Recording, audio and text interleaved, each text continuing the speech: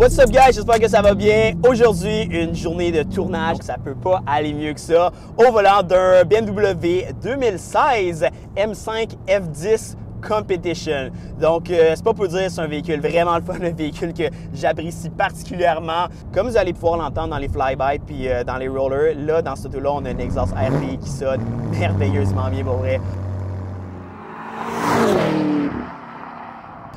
Straight pipe, sauf on a gardé les catalyseurs d'origine sur les dents de pipe. Mais l'auto est loud. Mais surtout, c'est que l'auto est loud quand on veut. Parce qu'à l'intérieur, c'est quand même dur d'aller chercher une bonne note parce que l'auto est tellement bien sonorisé. C'est pas...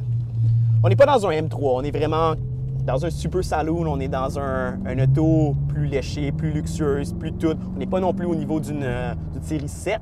Mais une série 5, tant qu'à moi, c'est bon entre deux parce qu'on a le luxe puis on a la performance. C'est pas aussi nimble qu'un M2 ou M3, mais c'est quand même surprenamment pour la taille. C'est vraiment surprenant à quel point on est capable de prendre les curves. Puis l'auto a une très bonne direction. En ce moment, j'ai pesé sur le bouton M2 sur le steering. Donc là, on est en full Sport Plus. Donc autant pour le steering, la suspension que pour le RPM et le power. Puis parlant de power, là, on a une reprogrammation Stage 2 de Denon. En plus de ça, avec l'exhaust et les intakes Denon, on sort 750 forces puis 730 livres de torque. Donc c'est génial. Puis tout ça, c'est valide. En bas de 2000 RPM, on est capable d'aller chercher le full torque. Ça, c'est pour vrai vraiment nice. Donc si tu as besoin de lighter les tires, les allumer pour faire un show de bleu, c'est faisable puis ça se fait très bien, très facilement. Les M5, tant qu'à moi, du côté de BMW, c'est une ligne que... pas oubliée, mais c'est une ligne que souvent on ne prend pas le temps de bien étudier. On a commencé ça avec un BMW E28 équipé d'un 6 en ligne. Après ça, le E34, encore un 6 en ligne. Tant qu'à moi, où est-ce que le M5 a commencé à briller, c'est avec le M5 E39 qui est le V8 4.9, quasiment 5 litres. On l'appelle quand même un 4.9 atmosphérique. Ensuite, on est allé vers le mythique BMW M5 E60 équipé du V10. Celui-ci, le F10, équipé du V8 4.4 Twin Turbo. Tant qu'à moi, c'est un moteur supérieur que le 60. C'est sûr, je vais faire bien des déçus. Il y en a qui vont me pitcher des roches pour ça parce qu'ils sont bandés raides sur le son du V10.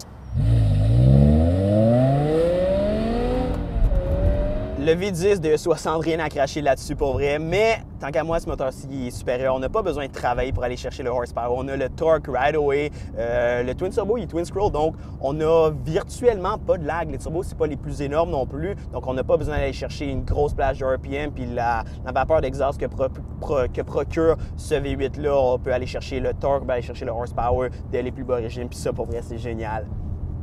La génération qui vient par la suite, c'est le F90, transmission automatique, donc pas offert en double cloche comme celle-ci. On ne l'a pas offert en manuel non plus. Entre-temps, on est dans celle-ci, dans le F10, que j'adore, que je trouve vraiment nice. Donc là, on a la version facelift. Elle était quand même offerte en manuel, mais excessivement rare. La version pré-facelift, on avait en manuel ou, comme j'ai dit aussi un petit peu plus tôt, en double cloche. Puis vu qu'on est dans un M5 Competition Edition, on est équipé des freins en carbone céramique. Donc contrairement en Europe, qui était une option, puis aux États-Unis, je suis même pas sûr qu'ils ont eu des Competition Edition. Je pense que c'est juste des packages, donc ils n'étaient pas équipés du carbone céramique. Donc là, on a des gros étriers de frein en avant gold. Ça, c'est la couleur de BMW qu'ils ont choisi pour les faire. Donc, tu n'as pas moyen de les spéquer d'une autre couleur. Mais tant qu'à moi, toutes les couleurs qui étaient offertes en termes de la carrosserie, les freins, ils matchent super bien avec ça. Puis, ils font pas de brake dust. Qu'est-ce qui est génial avec des carbon céramiques, c'est justement ça. Pas de brake dust. Donc, laver les roues par la suite, c'est super simple. Puis, le 10 en carbone, il est vraiment shiny. Donc, quand tu passes à côté de l'auto puis tu regardes, tu peux pas te tromper. C'est pas juste un série 5 normal. Tu vois right away qui sont comme avec le front bumper plus agressif. En arrière, on a un petit lip en carbone sur sur la valise. Puis l'intérieur, elle trempe dans le carbone, simplement. On a une ligne qui fait vraiment tout le tour de l'auto à l'intérieur en carbone. La console centrale en carbone aussi. L'intérieur est en cuir de partout. On a même jusqu'au bas des portes, c'est en cuir. On a le headliner qui est en Alcantara, all black. Donc l'auto, elle feel pas si énorme que ça parce que tout est noir. Donc pour côté de l'intérieur, la luminosité, ça a peut-être l'air un petit peu plus petit. Mais on est quand même dans un bon boat. C'est quand même assez large. Dans le fond, la F10 M5, le size de l'auto, c'est aussi gros que la génération d'avant de série 7. Donc, ils font ça quasiment à toutes les générations. Chaque fois, ils grossissent. Donc, l'auto devient de plus en plus grosse. Les bancs massants, c'est awkward. En ce moment, je l'ai activé parce que je voulais voir ça ressemblait à quoi. J'ai l'impression que c'est comme des petites pattes de chat qui me poquent le bas des fesses puis le bas du dos. Donc, c'est différent. C'est pas un feeling que je suis habitué, mais je peux pas dire que je m'y verrais parce que daily, je pense pas que j'utiliserais vraiment cette fonction-là. Puis les Competition Edition, dans le monde, il y en a juste 200.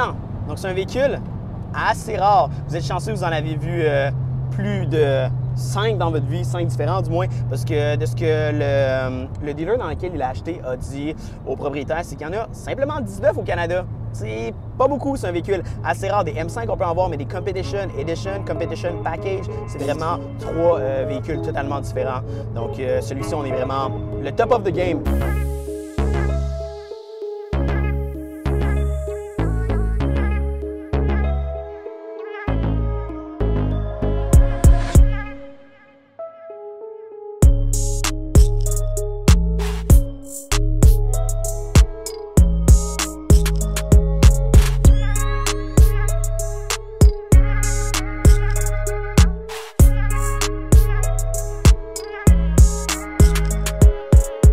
Parlant du top of the game, quand je disais que c'est peut-être l'ultimate daily driver, le propriétaire l'a vendu, mais il l'a pas vendu à perte, il l'a pas vendu pour quelque chose de moins bien, justement, il l'a vendu pour un upgrade.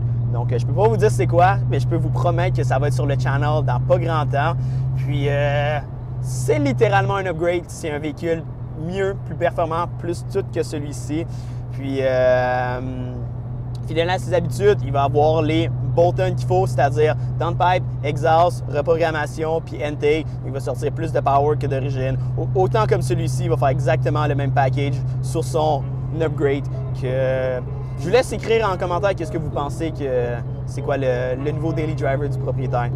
Puis là, c'est le moment de l'outro. Je t'invite à aller liker la vidéo, laisser un comment et surtout t'abonner à la chaîne. Parce que je te promets, ce qui s'en vient sur le channel, tu veux pas manquer ça.